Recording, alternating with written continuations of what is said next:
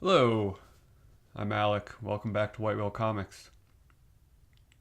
Um, it's a video I've wanted to do for a couple days now, but as you may have seen in my last video, I was um, rather sick for a few days. But I got something in the mail that I wanted to share because it really kind of blows my mind that someone was willing to do this. I got an AOK, and I've seen plenty of other videos of people sharing the stuff they've received from fellow YouTubers or viewers of their channels, but I really honestly never expected to receive anything like that.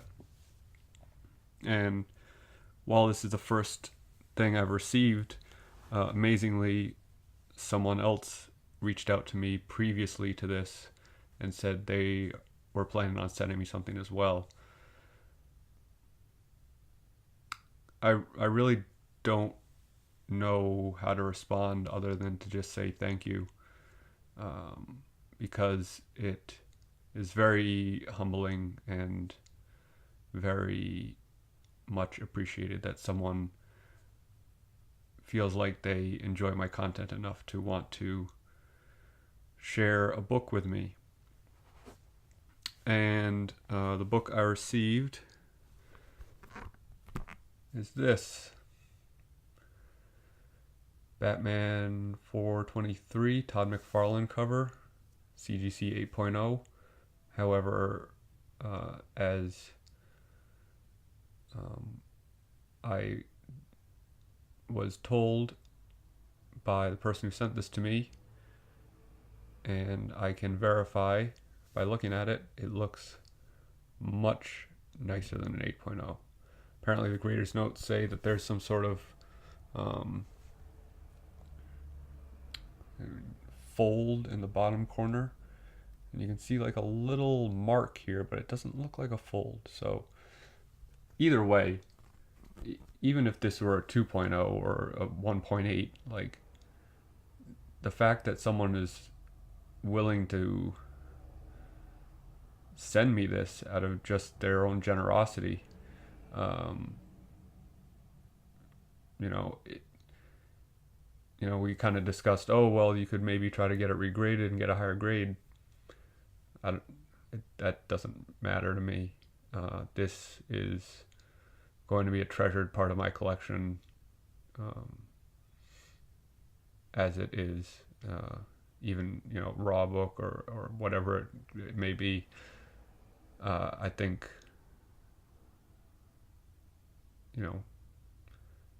I don't want to put too much focus on the grade, so I'm just going to do that. Because this is what it's about, is the fact that someone was willing to do this. And it's a newsstand copy too, which is pretty cool. And that person was DS Comics. He was another YouTuber. He didn't send this to me with any expectations of me shouting him out or plugging his channel or anything like that. But I would like to do that because his channel is fascinating to me. Because he does a lot of stuff with Golden Age and Golden Age horror specifically. And it constantly surprises me how often there's some pocket of comics or some large section of comics that I just still know nothing about or know very little about, and his channel really represents that to me because the videos I've watched, which I've gone through most of his videos, even before him sending me this, it's this whole section of comics that I don't really know about, and it's so informative and so cool, and it actually let me discover this artist LB Cole, who I'd never heard of, and really immediately was drawn to. So I encourage you to check out his channel. Not because he sent me this awesome book, which I am going to display proudly, but because his content is just really good. And it very conveniently allows me to segue into what I am planning on doing, which is a series of videos based on comic artists and looking at them through a critical lens. So I want to explain that a little bit more clearly. For those of you who don't know, I went to art school and have been wildly unsuccessful with that degree, but I do have some background knowledge because my focus was in sequential comic art. And I don't want it to seem like I'm just going to critique artists and, really dunk on them for the things that I don't like, because I want to focus on artists who I enjoy and why I enjoy them, not artists who I feel aren't good and why they're not good, because that just is not a positive environment. And I don't think any artist is trying to put out something that they don't think is their best work. So it's not my job to sit here and say, oh, that's a dung pile, because I'm not working for a comic publisher. So, but I do want to look at artists and who I admire and talk about the positive things that, or rather the reasons why I enjoy their work. So I'm going to go through everything from composition to style to storytelling, and really get into some nitty gritty stuff, which may be wildly boring to people, and we'll see though. So if there's interest in it, I will try to do a few videos.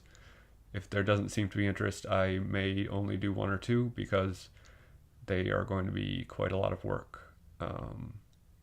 And while I want to do content I enjoy, I want to do content that other people enjoy, not because I'm fishing for views, but because I really enjoy this comic YouTube community, and I'm so grateful not only to DS Comics for sending me a book, but to all the people who have reached out to me and who I talk to now because of this channel. It's really amazing how this community works together and relates to each other. I mean, I guess it's not that amazing because we all share a common hobby and a common love, but I've met plenty of people who are into comics who are real dinguses. So I appreciate everyone who has taken the time to befriend me and talk to me. But I'm getting off track here. So I'm going to segue into this piece I did on L.B. Cole's work. It is a bit sloppier than I hoped it would be, but I'm still trying to figure out how I want to do this. So I encourage your feedback about this, and if it's something you want to see more of, let me know. If you absolutely hated it, give me all the thumbs down you want. But if you do, please let me know why and what you'd like to see differently or not at all. So Here we go.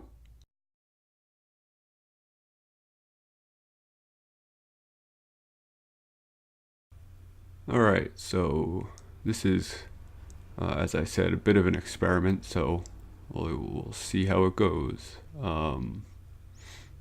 L.B. Cole, the way I picture doing this is, especially because I'm not as familiar with his work as some of the other artists I plan on doing, I just want to go over a few images that I really like and talk about why I like them, and then go into a little bit of art theory, and we'll go from there. So this is one of his more famous covers, Mass Comics #1, and for good reason. It is a very striking image, especially for the time it came out. I read a quote from him while I was researching this a little bit about how you'll see a lot of his work has this really strong black in it, and that was unusual for the time. And he said he was walking by a magazine stand and saw all these bright colors and thought, you know, what would stand out, and this is what came to mind. And I think that speaks to his originality and his creativity, that he thought so far outside of the box at the time. You know, this is very reminiscent of something like a blacklight poster, but this was 20, 30 years before blacklight posters were a thing. This was just art. It wasn't made for the purpose of psychedelic wall art. So as you can see, you know, the colors are really strong and flat, and it complements the line style very well. You know, if this were a very painterly look, it would lose the impact of the image. So let's move on to the next one. Terrors of the Jungle #10. I really love this cover. As you can see, there's a trend where he has rather flat images. You know, it's not strictly the case, but he tends to lean that way in a lot of times, which I actually think is a benefit to his work. It really creates a strong image as a whole. It focuses on the action or the subject. You know, you can put a huge epic background in there, but if you lose the purpose of what you're trying to draw the viewer to, it's to no benefit. Again, you know, you see the flat colors, you see a little bit of shading in the zebra, whose tongue I think is hilarious, and his eye. He is not chill with this panther. But, you know, the trade dress, which is obviously something that was all hand done back then per issue, really also complements the overall picture. It is a fully designed piece, which you know, is another real benefit that it has. My God, my cat is going absolutely bananas trying to get into this room again. So I apologize for that background noise. Blue Bolt Weird Tales of Terror. This is another awesome, you know, psychedelic image. You look at the coloring, and it's another thing that you're going to see frequently is this single focused center image, which, you know, goes against some compositional rules, which I'm going to talk about a little bit in a moment. But, you know, I think when you make it work, you make it work. And especially something like this, where it's a cover of an old comic book, or even a new comic book, you put something square in the middle. You look at something like, you know, Avenging Spider-Man #9, where it's just Spider-Man and Captain Marvel, like, right in the middle of the cover. Like, there's no reason to put all sorts of compositional mumbo-jumbo in there when you're just trying to make a point. And the point of this is this super scary water zombie. You know, again, the colors are really strong and bold and bright, and it just creates a unique look, especially for the time this came out. We're talking 40s, 50s, I believe, for all of these. And this just wasn't the type of art you were seeing back then, at least from what I know, which is very little, but still I'm going to show some more modern art compared to this in a moment, which will kind of speak to what I'm talking about. So conversely to the centered image, we have Ghostly Weird Stories here, number 122. The thing you can see here that he does very well compositionally is everything, all the lines lead towards the subject. So this guy's foot and this arm, the ring of Saturn, the spaceship, all these rocks, even this guy's leg, this tube here, they're all pointing towards this space zombie man. And even all these little squiggly lines, they all are focusing, they're all leading lines to what you're trying to look at, which is really strong compositionally. Again, same color scheming, which it doesn't have the dark blacks, but it does have really flat, stark colors. You got some shading down here and some color blends, but you look at the suit, you look at the background, it's all just it's so posterized. I think it is really strong that way. So here's another one that's, pardon me, I'm still recovering. My voice is, at least, from my cold. Another one very similar to the water zombie, where it's this singular center focused image of this terrifying swamp creature. Same sort of look. He really has a bold, distinctive look, and you can see if you look at the trade dresses of all of these, they're all ghostly, or they're all weird tales, weird stories, titles, and he really makes the trade dress work with the image, as I said before, and it creates a singular image. And I think it becomes part of the art. You look at so many Virgin covers nowadays, I think they're so popular because no one takes the time to do anything other than slap the pre-made logo on, which doesn't always look nice when you take the time to make a singular image. Like if you took the text off of this, it wouldn't be the same. You would lose. It'd be like taking the monster out practically. This is all a singular thing, which I think is really cool.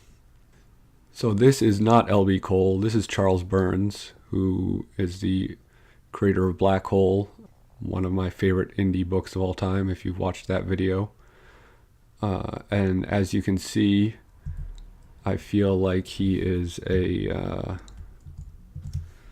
sorry for the low resolution on this one, but clearly influenced by L.B. Cole.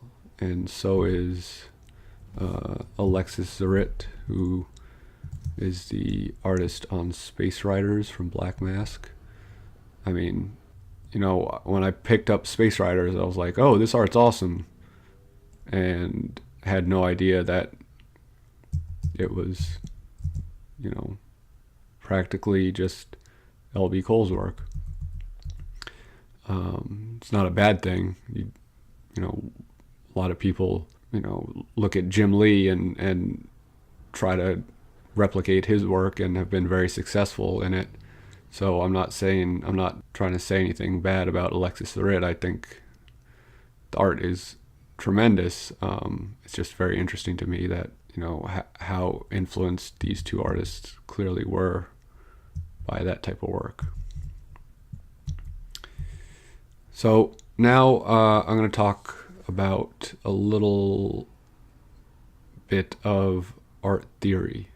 So this might get a little heavy and boring. We can see here 3 covers by L.B. Cole, all of very similar subject matter and all pretty similar compositionally. However, I feel that 2 of them were much more successful than the other, and for one main reason. I'm not going to leave you hanging. I think the one on the right is the less successful image. And besides the fact of, I'm speaking compositionally, because, clearly the 2 on the left are stylistically a bit different. The one on the right is much flatter, even for him. I think the 2 on the left are just better illustrations as well, but I'm going to talk about them compositionally. And to do that, I want to talk about this.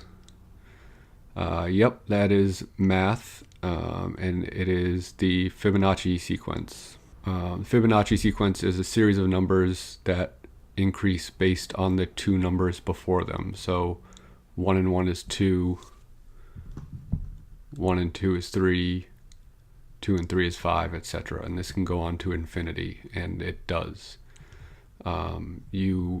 If you don't know what the Fibonacci sequence is, you may know it better as the golden ratio, which can be seen in nature and in a lot of art, which, some famous pieces here. And I'm sure some of these are not by accident, but probably none of them are by accident.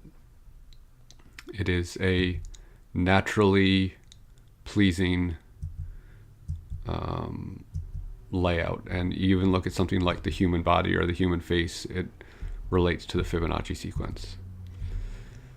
So I'm going to look at these 3 images based on the Fibonacci sequence.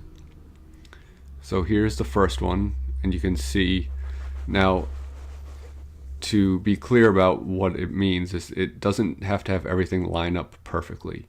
But when you look at the focus, so, this big section where the rocket is, and you get this section here where it swoops down with the smaller rocket and this guy and the swoop of the branch.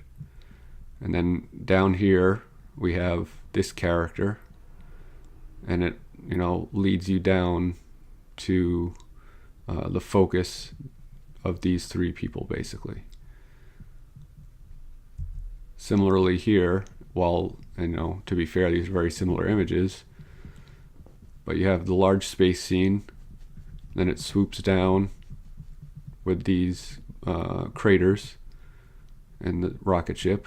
You have these 2 figures who fit into the sections here, and then it ends with the tip of the rocket.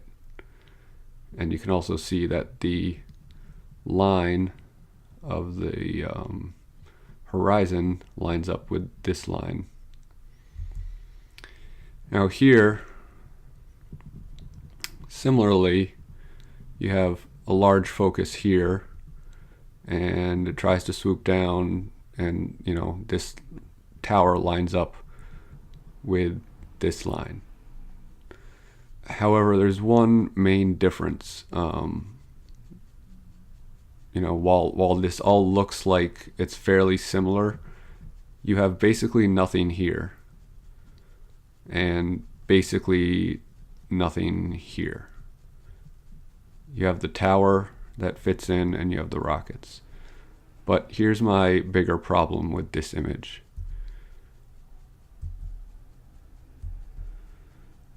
All of these lines point to one point. And to me, that is, I'm sure it was by design, but for me personally, I think it is less successful, because it creates just this one point that your eyes are drawn to and takes away from the rest of the image, where these two have much more sweeping, curving lines that draw your eye around the image, and let you take in the whole thing more and pull you back. So, if this line pulls you over here, and then this line pulls you over here, and then the mountains pull you down and then back up, and where if you look at this, anything is going to pull you back to this laser blast. So I feel like it is less successful, and I'm not saying this for any other reason than to explain what I think compositionally makes a better image than others. Because let me be clear, I am now a fan of LB Coles. So, but no one is perfect 100% of the time, and I just think that this image is less successful. So that's my brief, not so brief critique on LB Coles' work. Obviously, it's a very small snapshot, but hopefully it was informative and gave you some insight as to why I appreciate his work. That's all I got for today. Again, huge shout out to DS Comics for this incredibly generous gift, and I will link him in the description, and I will talk to you all soon. Thanks for watching. Never turn your back to you.